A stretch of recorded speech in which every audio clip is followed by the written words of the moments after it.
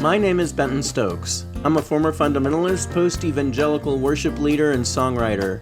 I enjoy wry Manhattans, roller coasters, and road trips, just not all at the same time.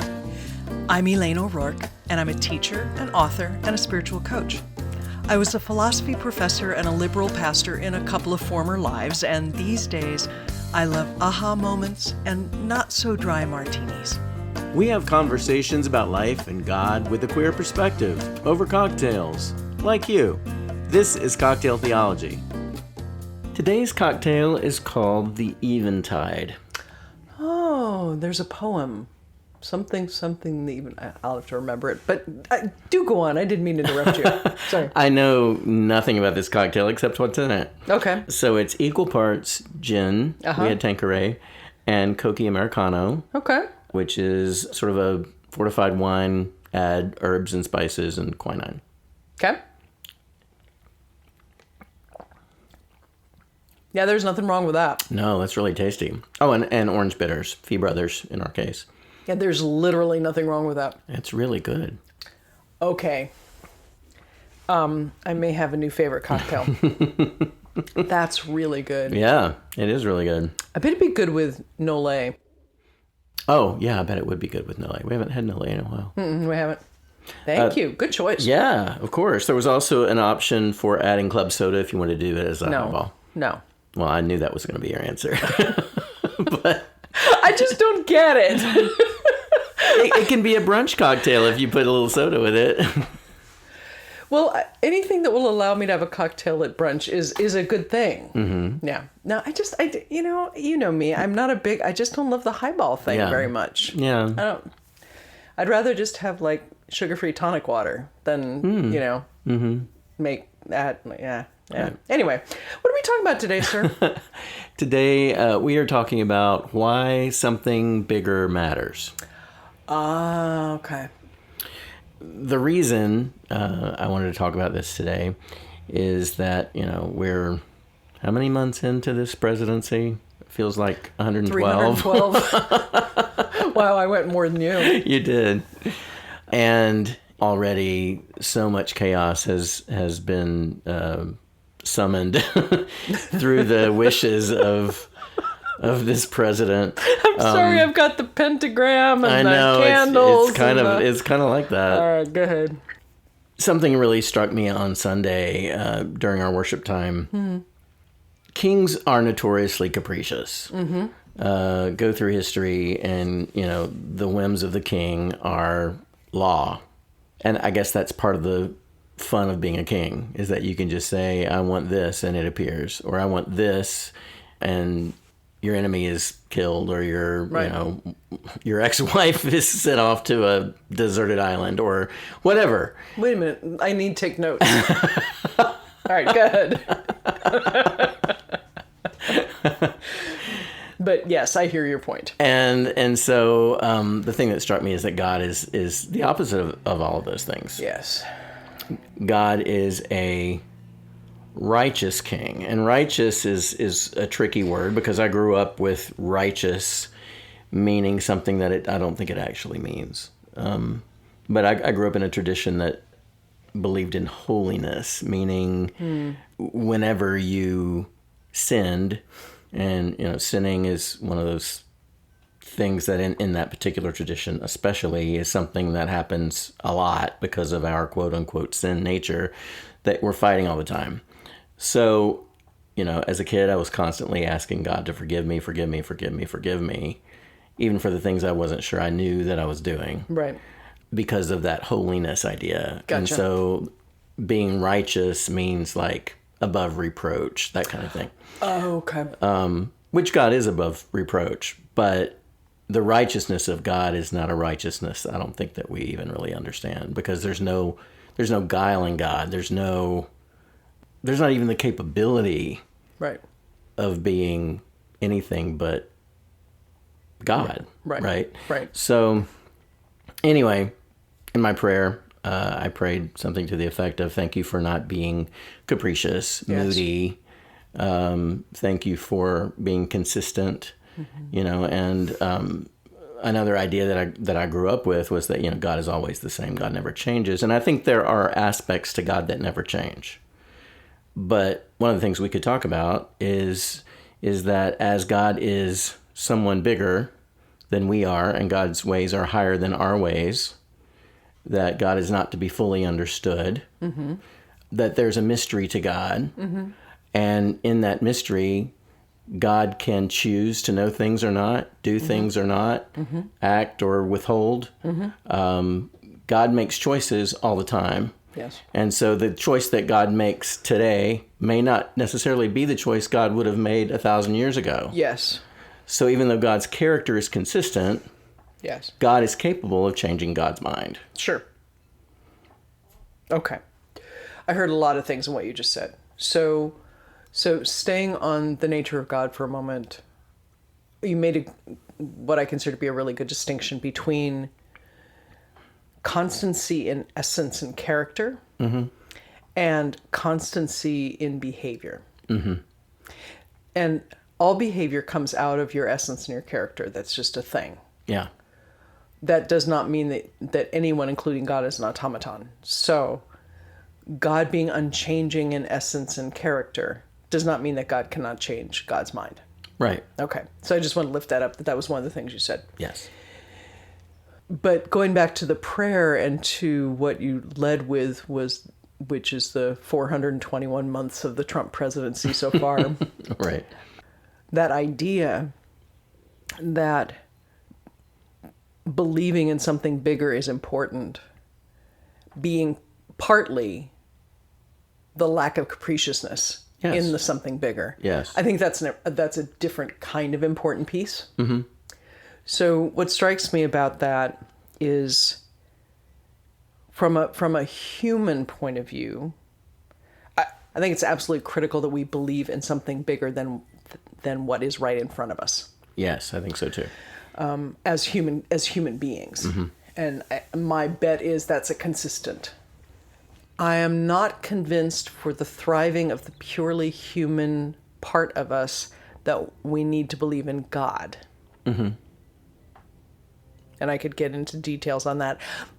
But I do think that for us to be decent human beings, we have to believe there's something bigger than whatever's happening right now.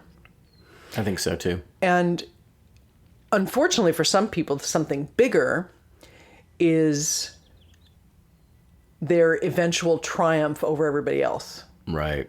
Right?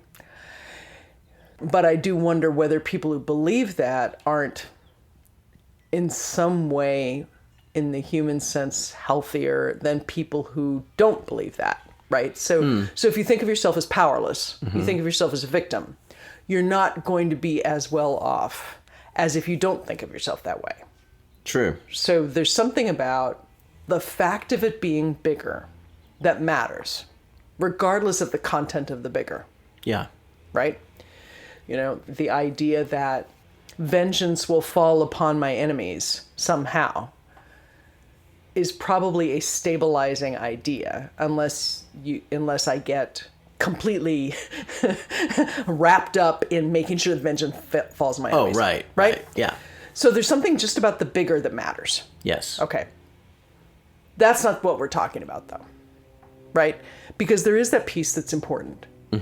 And whether we believe that justice will eventually triumph, or that the earth itself is undestroyable, or the solar system is big and the galaxy is bigger and all of creation is even bigger, or that tides are uncontrollable, or that we have no decision to make if something isn't actually in our power, right? Whatever that bigger thing is. Yeah, right. That's really important. Then your choice of the bigger thing starts getting to be really important. Sure, yeah, I see that. Right? So I could believe that, I'm trying to think of something that's bigger. Architecture is the purest form of art. Okay. Now that's a kind of a big belief, right? It is. Because I can argue it, but it's not falsifiable, right? So it's big and abstract.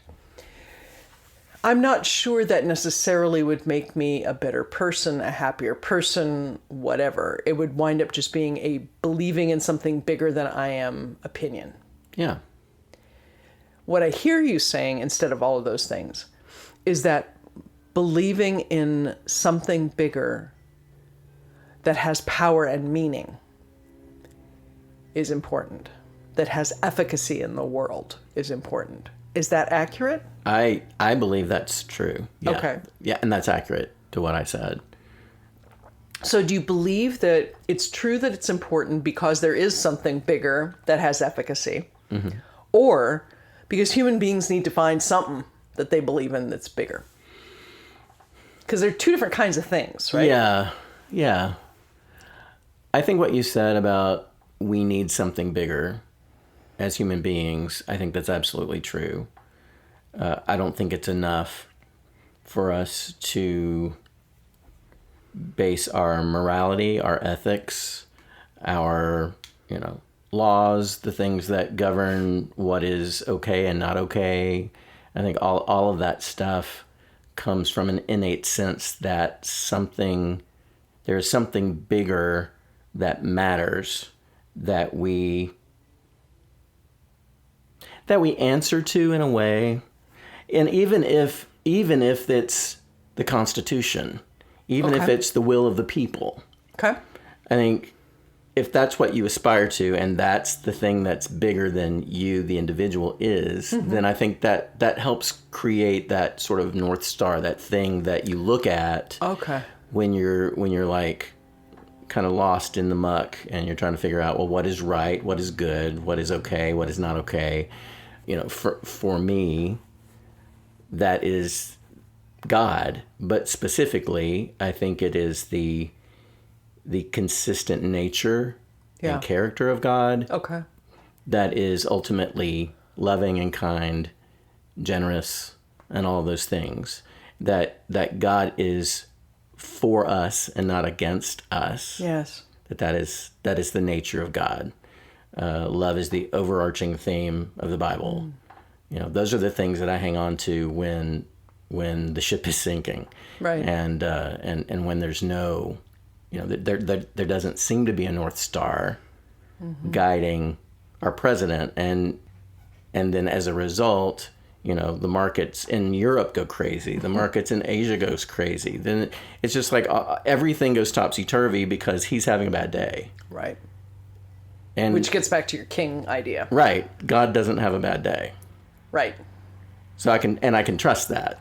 Right. Not just because God says that about God's self, and not just because the Bible says that, but because that's been my experience of God. Right. I get that. I was thinking as you were talking, I was asking myself, okay, is God my daily North Star bigger than? Mm-hmm. And I don't think so. Okay. I think I have to keep kind of realigning myself to God. Yeah. I think my bigger than, my North Star, is more along the lines of kindness matters. Yeah. And I don't always do it, but kindness matters more than my individual ego at a moment. Yeah, I see that. And it's that kind of big, for me, that's a really huge idea. Mm-hmm. And I can trace it to the fact that I believe that God is kind and that God is loving. But on a daily basis, for me, it's less about God being those things than more of an abstract idea that in my experience and in my understanding, being kind to others makes the world better, makes them thrive. It is a good rule to live by, rather than, for example, even anything Kantian, although I love Kant, or even, some kind of more happiness is better, right? There's something about being kind to one another, seeing the other person, being kind to them, that I think is a bottom line or much larger than thing that really drives the way I think. I like that, yeah. then from there, I also have the bigger thans that are just the sheer wonder of creation. That the fact that in fact I don't have to control everything, Yeah. and can't, Right. and that's a good thing. That's a very good thing. Okay, now wait a minute. No, you mean for people in general. Yeah, Okay, I'm thinking about myself. Okay, Yeah. okay, very good, very good. Because if I control, nah, never mind. But there's something about being relieved of that that is a very comforting and strengthening thing. Like I've told you before about, I know there are a lot of people who love the beach because they like looking for shells, or they like lying on the sand, whatever the thing is. For me, the beach is the edge of the ocean. Right. Right? Right. Like the beach is fine, but for me it's the ocean. For me it's that vast expanse over which I have no control. Right. And cannot Right. be expected to control it. I can be expected to treat it decently. But for me, the ocean is one of those bigger thans. Right? Yeah. Yeah. The ocean for me has that sense of eternity and constancy of character and essence-ness, right? Like the ocean is not going to suddenly leap up and become a volcano. Right. Right. And there's something in that levels me and helps me understand my actual size. Yeah. Yeah. I think that's part of it for me too. And I think that understanding the nature of God, the way that I have come to understand God's nature, there's order.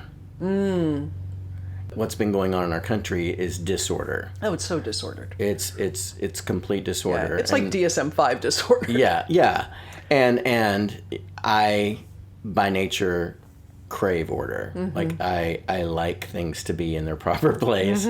Having a sense of order is akin to having peace for me. And God is an orderly God. Yes. And God creates order. God is order. Yes. You don't have to wonder, is God going to say this tomorrow? That's right. When God said this today. That's right. That's just not the way God is. That's right. It's one of the reasons that God does not desire sacrifices except, the humble heart and so forth, because God isn't going to make God's decisions on whether I happen to sacrifice a goat today or not.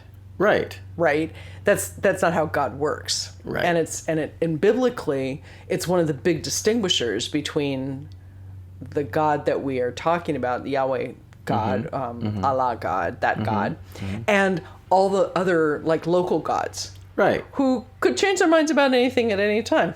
Yeah. Right? I think that's one of the big things. Like one of the themes in the Bible is that bringer of order. Yeah. Not just justice, but order. Yeah. Right? So I really hear what you're saying about that piece, about how important it is that God is not predictable because God is mysterious, but not capricious. I like that word, not capricious. And once God set up laws of nature, Yes. that always work, Yes. right? And there's something very comforting and dependable about that. Absolutely. And particularly in our world, where so much is driven by social media, quips, things that can be spun out and taken back and spun out again and taken back, but never really taken back. Right. Right. The idea that public policy, health policy, and so forth should be based on how I feel about something today. Right? All of that stuff. There's something about that idea that there is actually underlying order. Right. Whether you place it on the cosmos, whether you're Carl Sagan, or you place it on Christ, that makes the rest go, okay, this is manageable. Exactly. Okay, I'm with you. Yeah. Listeners, what do you think? What is your something bigger? How important do you think it is to your life, your daily life, your moment-to-moment life, that there is something bigger than you are? For me right now, it seems very important. Of course, there are plenty of times when I feel perfectly self-sufficient and I don't really worry about it too much. But this is not one of those seasons. Month 423. Yes, seriously. We love hearing from you. CocktailTheology.com is where we are. Give us ideas for episodes, questions you would like answered or pondered, and ideas for cocktails, too. Yes, please. Another one like this would be great. This is tasty. The Eventide, you guys. This is easy, and you should try it. Yeah, indeed. Till next time. Bye. Funny how the view can change, how life just seems to rearrange itself, no matter what it was. I don't know how it goes, but look, moving on feels pretty good. Moving on feels pretty good. If you enjoyed this episode, please give us a like and hit subscribe wherever you're listening right now.